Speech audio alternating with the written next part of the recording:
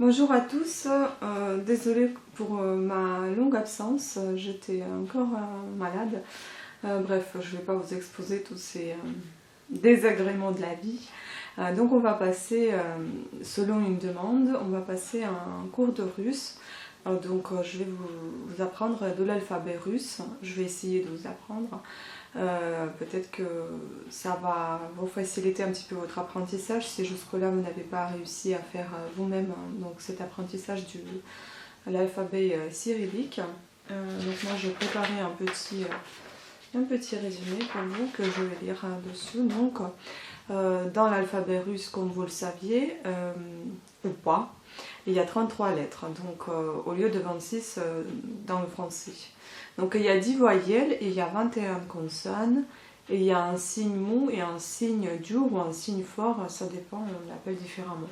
Donc en signe mou, il a adouci la lettre, le précédent. Et en signe fort, accentue la lettre, le précédent. Donc du coup, pour simplifier cet apprentissage, il y a cette lettre cyrillique qui ressemblent à des lettres latines. Elles s'écrivent pareil, se prononcent presque toutes pareilles. Ce sont 7 lettres. Ensuite, il y a les 9 lettres qui ressemblent à des lettres grecques. Dernièrement, donc, il y a des lettres vraiment russes avec 2 signes dont je vous en ai parlé.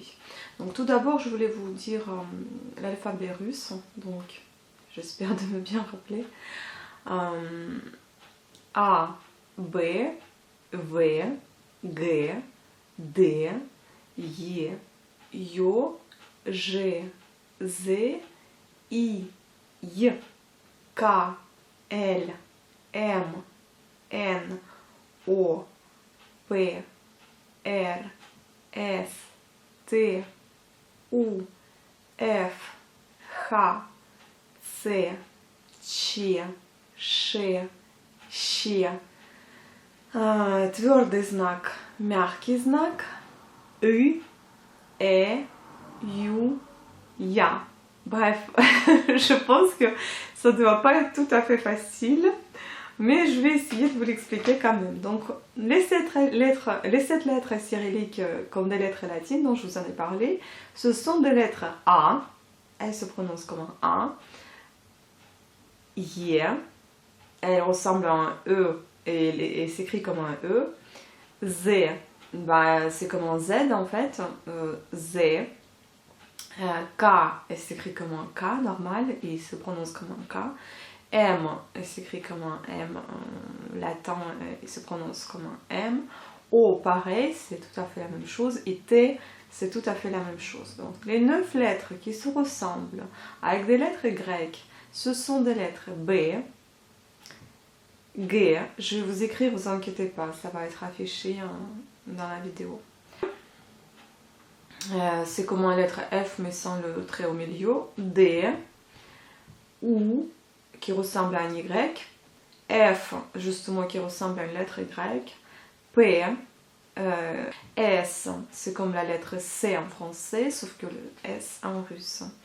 P, R, donc la lettre R, L, et les 15 lettres purement russes, donc bah, pour moi elles sont toutes purement russes, mais comme j'ai trouvé sur un site internet des petites exercices comme ça qui pourront vous simplifier la vie, et j'en ai vu pas mal de commentaires qui disaient que c'est assez facile d'apprendre, donc sachant pas comment c'est, puisque je ne suis pas française ou autre, donc je parle russe, à vous de voir si c'est plus simple pour vous. Donc 15 lettres russes, I, Y,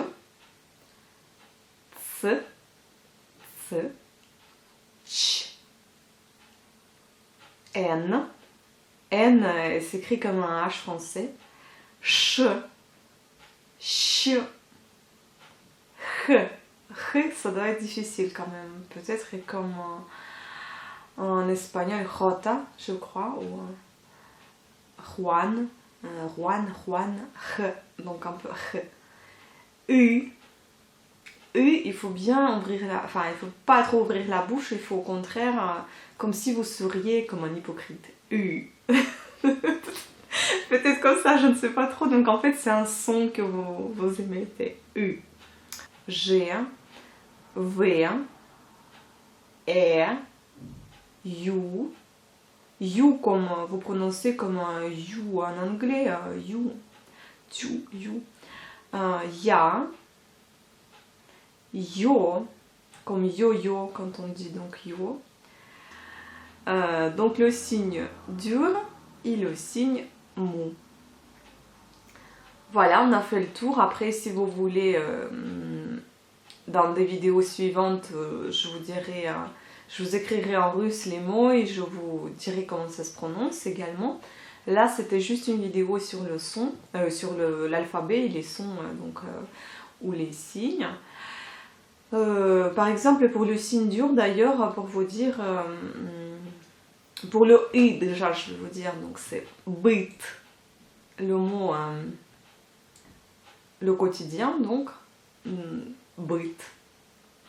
Avec le signe mou, quelque chose, par exemple le prénom Tatiana, vous voyez bien que la lettre T s'adoucit aux deuxième lettre T. La première lettre elle est bien dure, donc ta, et la deuxième, donc sur la deuxième syllabe, vous voyez le signe mou, donc ti. C'est grâce à ce signe que le T devient ti, Tatiana. Et d'ailleurs vous avez le ya aussi à la fin, donc Tatiana. Le signe dur, bon, il faut trouver съесть. Manger. Manger dans le sens futur. Donc, съесть, pour que la lettre S soit bien dure, et ben, il faut mettre le signe dur après cette lettre, donc qui devient съесть. Parce que si vous ne le mettez pas, ça deviendra сесть, qui n'est pas du tout la même chose. Sieste, ça veut dire s'asseoir, et sieste, ça veut dire manger. Voilà, donc des petits exemples comme ça. J'espère que cette vidéo pour vous sera utile. J'espère que c'est ce que vous souhaitiez avoir, entendre et voilà, savoir. Vous pouvez la rebobiner autant de fois que vous souhaitez pour écouter un petit peu la prononciation de ces lettres de l'alphabet russe cyrillique, donc, et voilà.